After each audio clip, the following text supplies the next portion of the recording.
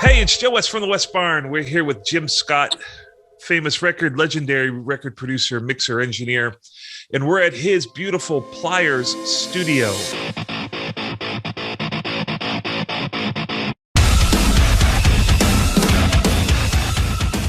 We're in a beautiful room here in Valencia, California. This is going to be the addendum to our podcast where we sit down and talk about his career and the life and times of being such a transcendary producer and engineer with the records he's worked on. But this beautiful studio is in Valencia, California. The heart of it is an 8048, if I remember correctly. Yes. Yes, that's correct. So why don't you take us around and show us your dealio here? Okay. Well, hi everybody. Thanks for having me on your show. We really appreciate it. I always like it when somebody finds me. You know, it's great. So thanks a lot. I'm in my control room, so I'm just going to sort of move the camera around a little bit. This is an old Neve 8048. It was from RCA Records in New York. Wow. That's awesome. And, it's 32 by 16 by 24. And all the RCA consoles had a special echo bucket. So there's an additional 8 inputs over there that have rotary faders for volume, EQs they're not mic pre's, but they're just EQs. So that's that's my main mixing desk right there. What are the mic pre's in that? These are 1081s. 1081s. Sort of the top of the line, four band. Yeah, they're 4 band or 5, maybe 1, 2, 3. I guess it's 4 and a filter. And right. Then it comes with 6 2254s. Oh my. 6 2254s and a bunch of flashlights. Oh my. And the monitor section is awesome. It sounds really great. Although the way I work it here is I also have 2 BCM10s. My goodness. So I've got lots of mic pre's and just 1073s in there. The main one, this first one is all original. It has all 1079s. Uh-huh. The 1079, from what I understand, the difference is it's a fixed 10K at the top. Right. And the 1073, I got some 1073s. It's a fixed 12K at the top. Gotcha. Otherwise, they're pretty similar. There are a few different bands, but it's, I think ultimately if you get that kind of Dresden purple blue knob on top of a mic pre, you're fine, no matter what the number is. As long as you got that thing, everything's all right. Dude, that's like gear envy. Like I can't tell you, just to see an 8048, let alone the 2 BCM10s beside it. Incredible. And it's great. I mean, I work the way I was kind of taught to work, like in old recording studios with old equipment. So, I have racks of gear here and racks of gear there and extra little mixers, original patch bay. That's, like the old 1/4 inch. Yeah. Tape and sleeve and some more gear. And I used to have a tape recorder, but nobody wanted it and nobody could afford it. And it was slower. So I'm Pro Tools. Yeah. I have a Pro Tools rig, but it's a very much an analog studio. Will you show us your compressor racks there with all the 1176s and just let us Google at them for a second? Well, here's one set that has a couple of 1176s and, I kind of like having pairs of things. So there's that one. And then this one over here is cool because there's a couple of those 175s in there, which are pretty monstrous, which was the tube version. The early tube version of the 1176 was those United Audio 175s. Nice. And they're creamy, they're nice. When you're mixing in that room, is a lot of it, it's all going through the desk, or are you staying in Pro Tools and monitoring the 2 channels? Or? I'm not in Pro Tools at all, except as a tape recorder. Oh, wow. I mean, as a recorder, I have enough stuff. I have enough mic pre's and enough compressors and sidechain stuff and reverbs that if the way the workflow is, I kind of start mixing at the same moment that I'm tracking. So we just keep sort of building up with the overdubs, and I keep getting rid of mic pre's and having them be console returns. So when it's mix day, I'm already kind of mixing, and gotcha. But everything gets mixed by hand. Everything gets mixed through the console. Just the only way that I can explain it, I want to say this very kindly.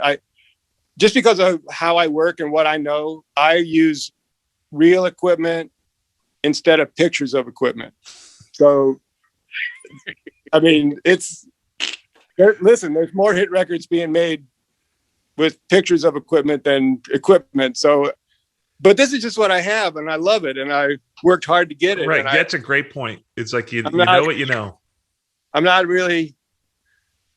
the guys, my engineers that work with me are like Pro Tools experts, and they make my life easy. And when I hand them the comp sheet, or if I comp a vocal on paper and I give it to them, they cut it together. Or if I hand them my bar chart with like, here, cut these 5 tracks together as a super comp, like a super take, and they do it in like seconds, and it would take me years to learn what they've learned, and I don't have years left. So hey, if it ain't broke, why fix it? Right. I just keep plowing straight ahead.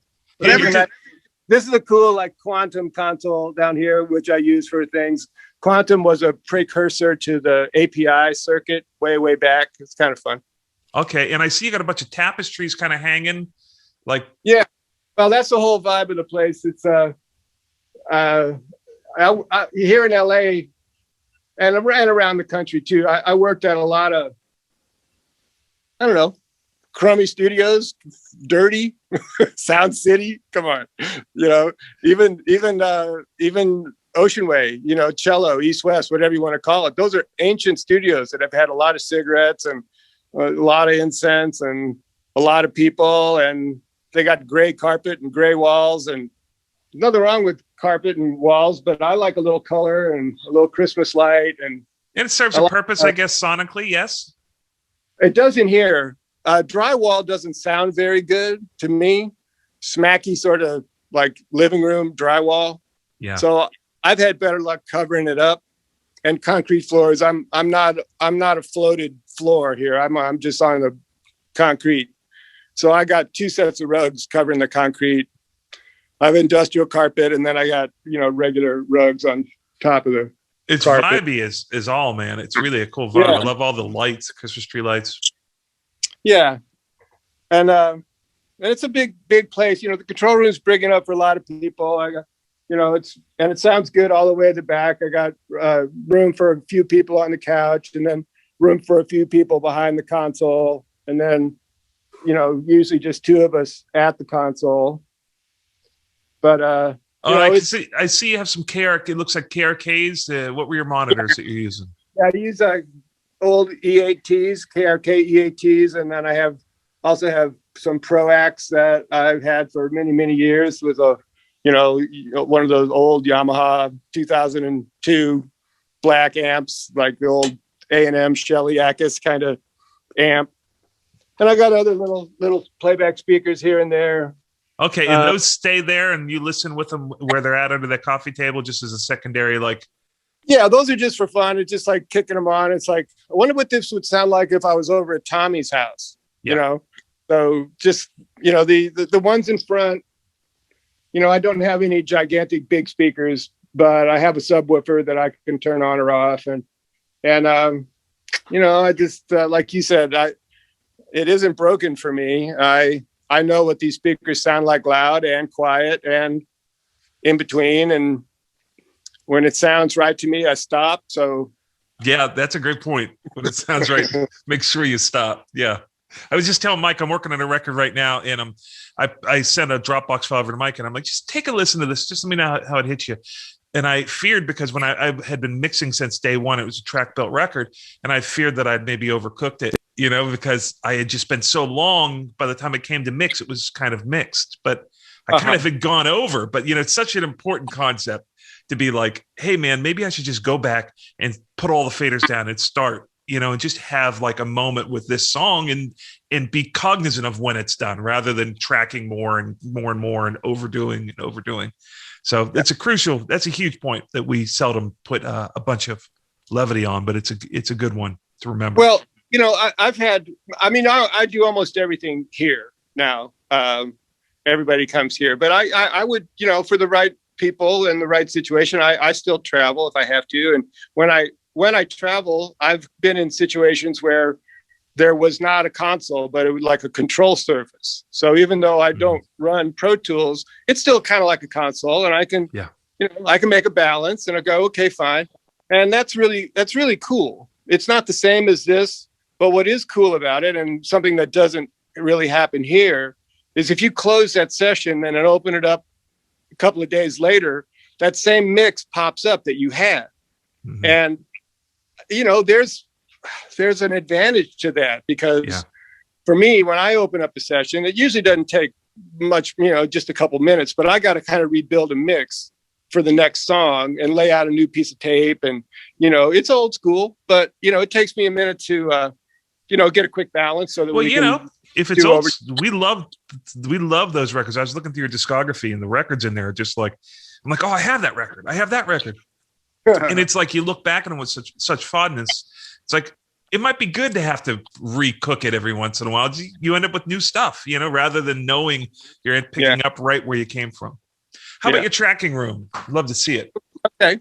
One thing you said about that, well, I made a record years ago with Daniel Lanois producing, and it was Robbie Robertson's first solo record, and it was quite an experience. It was really fun. But Daniel sort of insisted that when we finished a mix and we put the next song up, we didn't zero out the console, so that it was possible that the bass channel would come up, and in the previous song, it was some effects channel that had a bunch of reverb or delay on it, just to hear what your song would sound like with a completely different approach that you didn't expect even from yourself. Yeah. So I don't think we ever struck any magic gold there, but it's a sort of a thought. Okay, well, let me walk you through. Vance Powell was telling us the same thing whenever we were at his studio. He said that, he'll just bring up the next mix and he'll get 3 or 4 ideas sometimes just from basses going through the vocal channel. Yeah. All right. So I'll walk out through we have a couple bathrooms. We got a nice, I kind of even decorate the bathroom. Nice. Hey, how you doing? So we'll walk out, and oh my. So I'm out here. This is my warehouse. Holy cow! I didn't expect that. It's another bathroom, but I got a big warehouse full of all my stuff, and it's kind of a trip. There's lots of drums and lots of amps and lots of keyboards, and look at those rugs. They're massive. Yeah, it's a big room. I got incredible. I got a Little Feet road case. That's pretty hot. That's I got a vibraphone. It looks like you can make a jellyfish record in that studio. Yeah, I got an old Octoplus there. That's kind of fun. But one thing I wanted to show you guys, I didn't know what was going on, but tonight. What's that say? It's all blown out. What does it say, Jim? It says "From the West Barn." Oh, get out! Oh, that's awesome. It's not. It's super bright. Yeah, it's bright. We can't see it through the camera too well, but it's like Let's see. Yeah. Oh, I see it. Oh, it's incredible, man! Thank you. Yeah, that's what's going on tonight. That's killing, dude. So out here in the warehouse, I have got the record collection. You can kind of go through, and it's fun to listen to records when you're making your record and realize that they were everything that you didn't do that came before you is so much better. And I got a lot of 8 tracks, and I got a sort of I got a big gigantic quad. I got Clips La Scalas out here with Crown 300s. The warehouse sounds great. You can actually mix a record out here. It's pretty crazy cool. It's a lot of fun. And we got a kitchen. We make all our own food here. We don't order out anything. Incredible. But Bananas. and we do record out here, but it's pretty wild, you know. It's pretty wild. So I built a studio. So we'll walk into the studio, and first thing we do is walk into the first ISO booth. Has my grand piano, and there's windows into all the other rooms, of course. And then we sort of walk into the main room, which is about the size of a 2-car garage. I think the dimensions are 24 by 22. And, you know, I got a mic patch bay that goes into the consoles. I keep at least one drum set up all the time, and the percussion stuff behind the drums. And I keep all my keyboards ready to go. Everything's either has a mic on it or has an amp behind it. Everything's plugged in all the time. I keep the bass. I got a couple of different bass amps. At the moment, we're using an old flip top B15S. Have a vocal booth with another piano that's just kind of a almost 100-year-old family upright. That was my mom's piano. This piano was in our house when I was a little kid. So, you know, it's just a kind of a thing where I just built the rooms with enough windows that everybody, and the angles are right, that everybody can see everybody from everywhere, and everything's plugged in and everything's ready to go. And there's a headphone station at every couple feet. There's a headphone station so that people don't have to share ever. The vibe is off the charts. Oh, thanks, man. Well, you know, I love your overhead mics. Show us your overhead mics. You've got them coming out of the ceiling. Oh, okay. No, I thought they were dropping down straight from the ceiling. That's a good idea, though. That's a really good idea. Because it's, you know, you got to duck your head kind of when you walk in. You otherwise, you know. Wow, man. What a spot. Who would ever ask you to go to another studio? Well, it's been fun that way. Because I have, you know, I'm a collector, and if you were going to come to my studio and do a session, I would say, well, if you're a guitar player, bring your pedal board and bring, you know, your favorite 2 or 3 guitars, whatever you got to have. But you don't really need to bring an amp, because I got really good amps. I mean, mostly older stuff. I don't really have anything that's new, but I got, you know, big ones and little ones, and, you know, kind of like everything from the Fender line and everything from the Vox line and Marshalls. And it's, you know, it's just one of those things where it's not that hard to make a really good sound if you just find a nice, sweet amp and dial it in and use your pedal board. And the same with drums. You know, I got like 12 sets of drums, and you know, most of them are older Ludwigs, which is something that I love very much, and I love the sound. But you know, I tell the drummers, you know, bring your pedals and maybe your hi-hat stand, because all my hi-hats are like from the 60s and they squeak, and you know, so bring your pedal, bring your hi-hat stand, and if you're going to break cymbals, bring yours. You know, if you're not, you can use mine. Your website does a great job of showing off both your facility, your collection of gear, as well as talking. You've got one of the best discography sections I ever saw when I was scrolling through it. The way it's set up is brilliant. Is it jimscott.com? What's the Jim Scott Music? No, I don't know. I just what's have your one. website? It's Plyrz Studios. Okay. .com. Okay. Yeah, Plyrzstudio.com. We'll put it down in the description, but it's whoever did that for you. They did just a great job. When I was going through it, it was really logical, and you get to see all this stuff, but it has a real sense of consistency. And all this stuff out in the warehouse, most of it is on. Oh, wow. There's a PA out here as well. That's always on. Joe West, front office, please. Joe West, clean out your lot.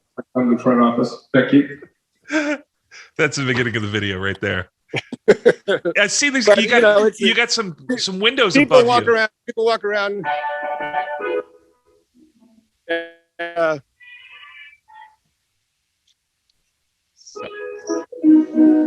Wow, dude. Almost everything's on, so people can come and goof around and like, hey, I got this great idea for this string ensemble part. It's like, okay, and it's ready. We can record it right here, right in place. If a guy says, oh man, I want to put a string line on. It must be so tough for you to go work other places. I know you do, but it's like everything is sort of tailor made to make music right there, right now. Well, that's it. I mean, the budgets, like back in the day, even a quick record would be a month or 6 weeks. Mm-hmm.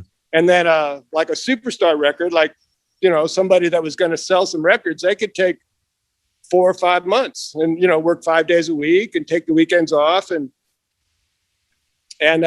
that's great. But nowadays, at least the clients that come to me, we don't have that kind of time. So they don't, and it's just so much more fun to be ready. It's so much more fun to, like, a guy says, man, I got this great idea. Can I try the string line? Instead of going like, yeah, sure. Let me get a stand and a direct box. Do you want to run it through an amp? Yeah, let me run some cables and find some mic pre's. Yeah, just give me 20 minutes. I'll get it ready for you. It's like, it's ready. You just do, it's like, it's all ready. So it's